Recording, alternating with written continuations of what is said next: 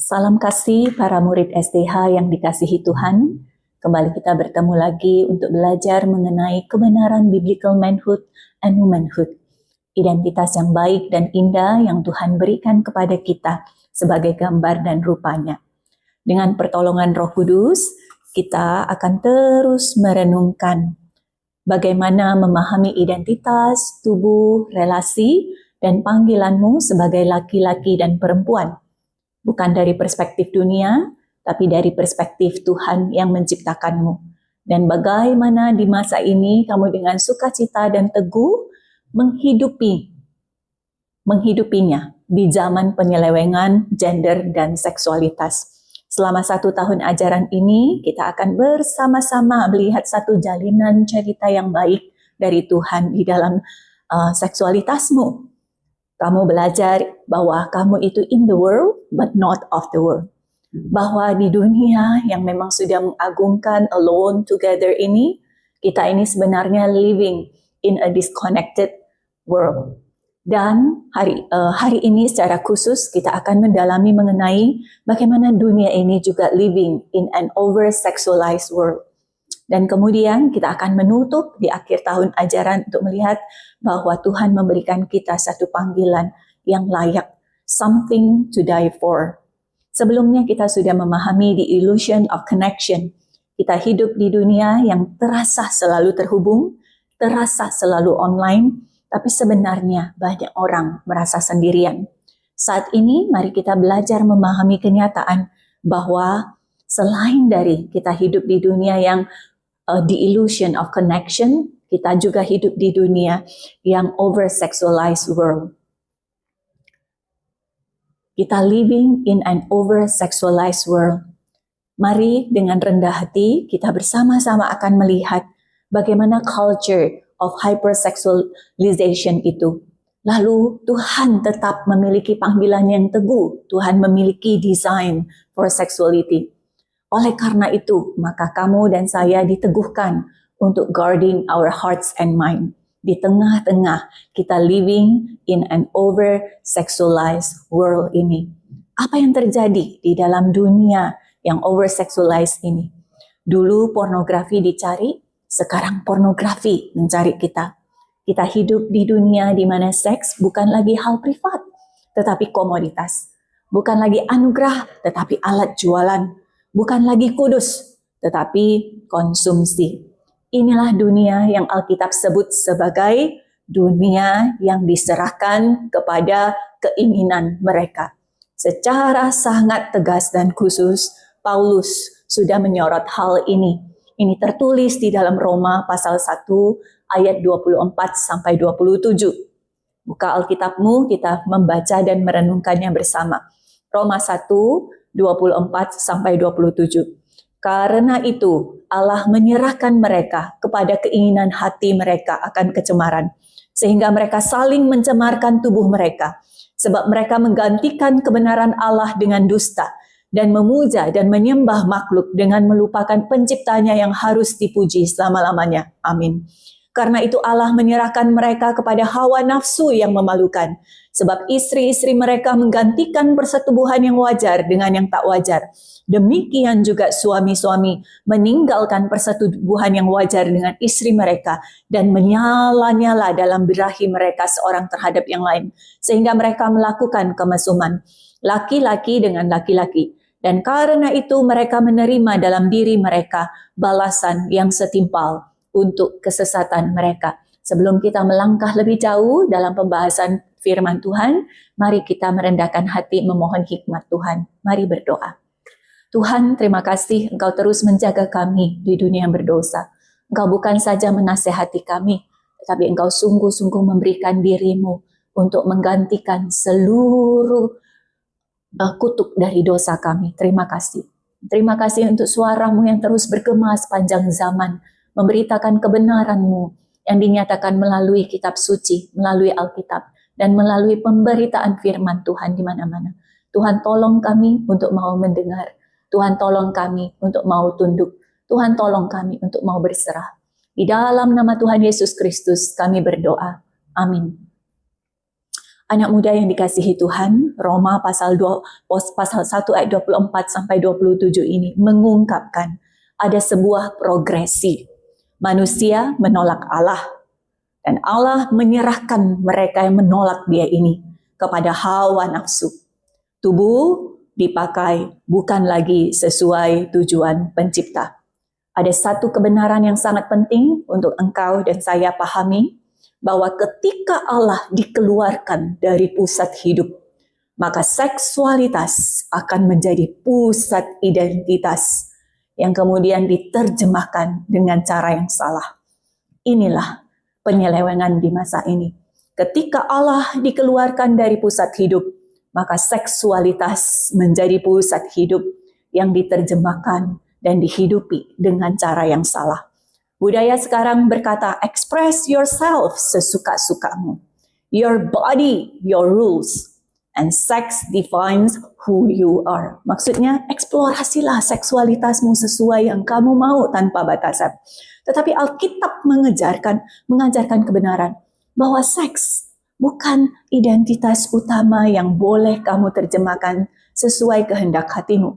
Tetapi seks adalah pemberian Allah yang dilandaskan pada siapa sebenarnya kita di hadapan Allah, yaitu umat ciptaannya, gambar dan rupanya yang perlu tunduk dan takluk kepadanya. Dan seksualitas itu tidak didefinisikan sesuai dengan yang sosial, yang budaya nyatakan, tetapi berdasarkan seperti apa Tuhan memperlengkapi kita sejak lahir. Seks dan tubuh bukan alat eksploitasi. Keinginan bukanlah kompas moral. Dalam The Illusion of Connection, sebelumnya kita belajar bahwa orang mencari keintiman instan. Hypersexualization adalah pelarian dari kesepian tersebut melalui tubuh. Dunia yang kesepian mulai mencari keintiman lewat seksualisasi. Dalam The Illusion of Connection, kita belajar bahwa orang mencari keintiman instan. Hypersexualization adalah pelarian dari kesepian lewat tubuh kita. Di tempat yang tersembunyi, kita berpikir sesuka-sukanya. Kita memperlakukan tubuh kita dan memperlakukan tubuh orang lain. Dan apa konsekuensi logisnya di dalam dunia yang tidak mengakui Allah? Bahwa inilah dunia yang kesepian mulai mencari keintiman lewat seksualisasi. Lalu kemana kita mencari harapan? Puji Tuhan bahwa desain Tuhan itu tidak dipengaruhi oleh keberdosaan manusia.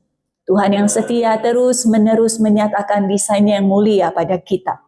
Salah satunya yang tertulis di dalam Kejadian pasal 2 ayat 24 sampai 25.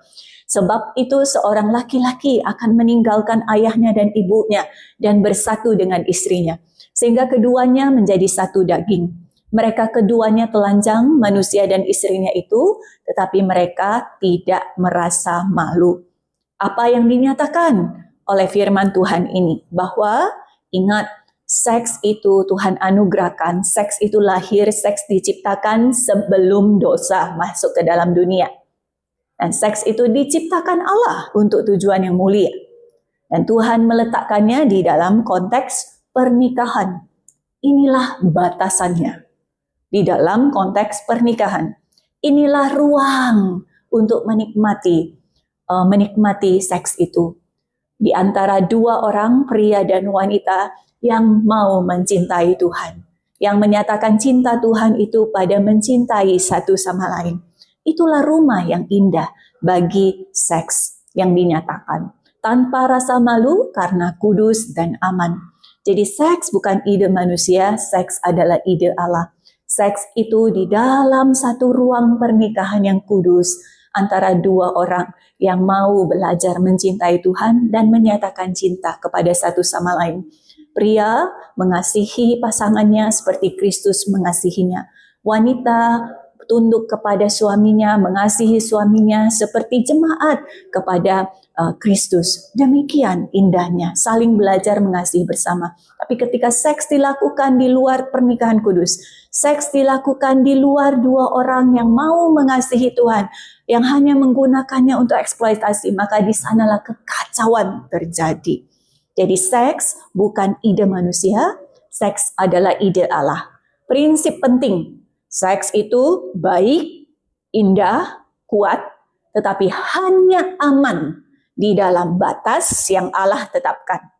Seperti api, di dalam perapian, api menghangatkan. Tetapi di luar perapian, maka itu bisa membakar. Seperti yang diperingatkan di 1 Tesalonika 4 ayat 3-5. Karena inilah kehendak Allah, pengudusanmu, yaitu supaya kamu menjauhi percabulan, supaya kamu masing-masing mengambil seorang perempuan menjadi istrimu sendiri dan hidup di dalam pengudusan dan penghormatan, bukan di dalam keinginan hawa nafsu, seperti yang dibuat oleh orang-orang yang tidak mengenal Allah. Jadi seks itu baik, indah, kuat, tetapi hanya aman dalam batas yang Allah tempatkan. Orang yang mengenal Allah, salah satu bentuk ketaatannya adalah menghidupi seksualitas dan seksnya di dalam batas dan ruang yang Allah tetapkan di dalam firman Tuhan. Jika tidak, maka seperti api, ketika di dalam perapian itu akan menghangatkan, tetapi ketika di luar itu akan membakar. Apakah biblical manhood, womanhood? Biblical manhood adalah menghormati perempuan, bukan mengobjektifikasi dengan alasan apapun. Saat ini kita memiliki AI sebagai alat kita. Tanpa hati yang dikuasai Tuhan dan memahami batasan dari Tuhan, maka para pria bisa sesuka hati mengobjektifikasi wanita melalui AI. Biblical manhood juga mengendalikan diri. Belajar mengendalikan diri, bukan dikuasai dorongan. Belajarlah sejak muda untuk mengendalikan dirimu. Pahami pergerakan hormonmu. Isi waktumu dengan berolahraga, melakukan kegiatan, membangun keseimbangan antara emosi, antara fisik, antara kehidupanmu seutuhnya. Bangunlah karaktermu. Tepat waktu. Lakukan hal yang baik. Merindukan sesuatu yang berbuah bagi orang lain. Maka pembangunan karakter ini menjadi satu kehidupan seksualitas pria, ekspresi yang bisa memberkati orang lain. Dan biblical manhood menjaga martabat, bukan mencari validasi seksual dengan berpakaian indah, mengharapkan anak laki-laki lain melihat dan kemudian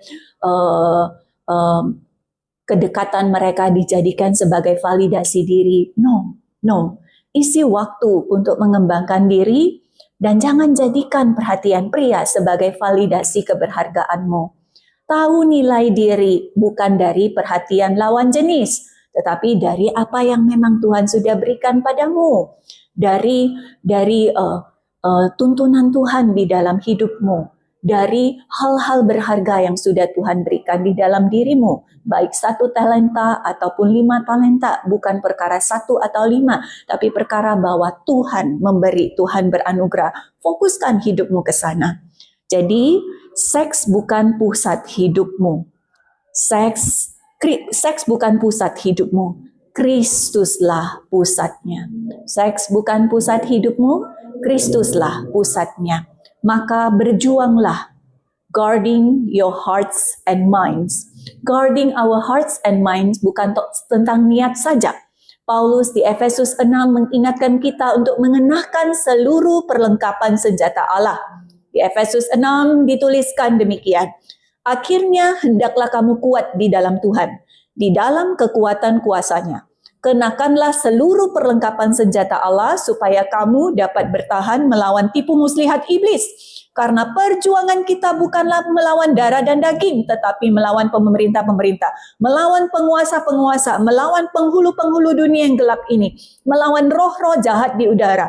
Sebab itu, ambillah seluruh perlengkapan senjata Allah, supaya kamu dapat mengadakan perlawanan pada hari yang jahat itu dan tetap berdiri. Sesudah kamu menyelesaikan segala sesuatu, jadi berdirilah tegap, berikat pinggangkan kebenaran, berbaju zirahkan keadilan, kakimu berkasutkan kerelaan memberitakan Injil damai sejahtera, dalam segala keadaan pergunakanlah perisai iman, sebab dengan perisai itu kamu dapat memadamkan semua panah api dari si jahat, dan terimalah ketopong keselamatan dan pedang roh, yaitu firman Allah, dalam segala doa dan permohonan. Inilah biblical manhood and womanhood, pria dan wanita yang sejak muda guard hearts and minds dengan ketopong keselamatan yang dianugerahkan oleh pengorbanan Yesus Kristus, memakai perisai iman di dalam Yesus Kristus untuk melawan pekerjaan iblis di masa akhir ini yang menggunakan hypersexualization. So guard your heart and mind. Anak muda yang dikasihi Tuhan, guard your heart and mind. Bangun, jangan tertidur mengikuti arus seperti ikan yang mati. You are in the world but not of the world. You are called to live differently. Engkau dipanggil untuk hidup berbeda, jangan malu. Dunia ini menawarkan the illusion of connection semu.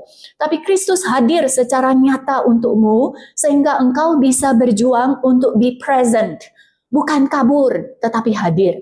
Menjadi pria, menjadi wanita, menjadi remaja pria, menjadi remaja wanita yang belajar untuk hadir di dalam segala situasi. Tidak melarikan diri. Dunia ini adalah dunia yang over-sexualized. Tetapi engkau adalah umat kepunyaan Allah. Percayalah pada God's design for your sexuality. So guard your heart and mind. Aplikasi praktis untuk murid-murid kelas 11. Untuk remaja kelas 11 seperti apa? Filter apa yang kamu nonton. Filter apa yang kamu nonton. Engkau punya hak untuk berkata tidak. Jangan jadikan relasi sebagai pelarian normal. Jangan normalize sexting, dirty jokes, porn. Jangan normalize. Dan bangun accountability. Mulai berdoa untuk 1 atau 2 teman yang mendalam, yang bahkan kamu bisa saling untuk menegur satu sama lain. Bersyukurlah jika kamu punya teman seperti itu. Bahkan jika kamu punya guru atau orang dewasa yang bisa berjalan bersama dengan kamu, tetapi juga dengan sangat teguh, sangat tegas, dan hangat bisa menunjukkan kesalahanmu. Bersyukurlah, jangan take them for granted. Dan ingat, jatuh itu bukan akhir. Jangan tinggal di sana. Bangun, carilah pertolongan, dan berjalanlah keluar. Engkau tidak sendiri, Tuhan bersama engkau. Engkau tidak sendiri, Tuhan Yesus bersama engkau. Allah Bapa, Allah Anak, Allah Roh Kudus bersama dengan engkau. Yesus hidup di dunia yang rusak secara moral. Ia tidak kompromi. Ia tidak mempermalukan orang berdosa. Ia menawarkan pengampunan dan transformasi. Ia mati bukan hanya untuk mengampuni dosa seksual. Ia juga menyertai untuk mengubahkan pendosa sehingga menggunakan seluruh tubuh dan seksualitasmu di dalam kekudusan dan kebenaran. Dan ia mau berjalan bersama denganmu apapun masa lalumu. Dunia berkata, follow your desire. Tetapi Yesus berkata, follow me. Yesus berkata, ikut aku. Ikutlah Yesus. Dunia berkata, tubuhmu adalah milikmu. Tetapi Injil berkata, kamu telah dibeli dengan harga yang mahal dan telah lunas dibayarnya. Semahal apa? Darah Yesus Kristus. Jadi hiduplah buat Tuhan. Dengan segenap pikiranmu, dengan segenap tubuhmu, dengan segenap kehendakmu, dengan segenap kekuatanmu. Pahami realita budayamu, bahwa ada illusion of connection, bahwa ini over-sexualized world, tapi jangan takut. Tuhan memiliki desain dan kamu tahu itu, hargai itu dan hidupi itu, dan jaga hati dan tubuhmu sebagai milik Kristus. Tuhan memberkatimu, mari kita berjalan bersama di dalam panggilan Tuhan yang kudus untuk seksualitas kita, dan menikmati berkat-Nya di dalam hubungan yang berlimpah. Mari kita berdoa. Tuhan, ini kami bersama dengan anak muda yang sangat berharga ini. Mereka ditekan dari segala arah, mereka hendak dibentuk oleh budaya yang mengagungkan keberdosaan. Tapi kami bersyukur bahwa Engkau terus menyatakan panggilan-Mu, bahwa Engkau memiliki desain yang mulia dan kudus bagi seksualitas. Dan Engkau terus menyatakannya, dan Engkau terus mengajak kami untuk bertobat, untuk percaya kepadamu dan hidup di dalam panggilan-Mu. Tuhan tolong anak-anak muda yang sangat Engkau kasihi, dan Tuhan tolong hamba, Tuhan tolong kami ya Tuhan. Tuhan tolong kami untuk guard our hearts and mind, untuk mengenakan seluruh perlengkapan senjata Allah, ketopong keselamatan, perisai iman, pedang firman Tuhan, untuk melawan seluruh pengajaran dari iblis dan dunia yang salah tentang seksualitas. Dan kami benar-benar bangkit berdiri. Kami ada yang juga sudah jatuh atau sedang jatuh atau lemah. Terima kasih karena kami tidak perlu stay di sana. Kau Allah yang lebih kuat dari apapun, dan Engkau bersama dengan kami. Dan ada komunitas di dalam sekolah, di dalam gereja, bahkan orang tua kami yang terus berjaga-jaga untuk kami. Tuhan, ini kami. Terima kasih karena Engkau mengasihi dan menjaga kami. Terpujilah Engkau ya Tuhan. Di dalam nama Tuhan Yesus Kristus kami bersyukur. Amin. Tuhan memberkati, teruslah berjalan di dalam panggilan kudus Tuhan. Pergunakan tubuhmu yang mulia untuk hidup bagi Tuhan. Amin.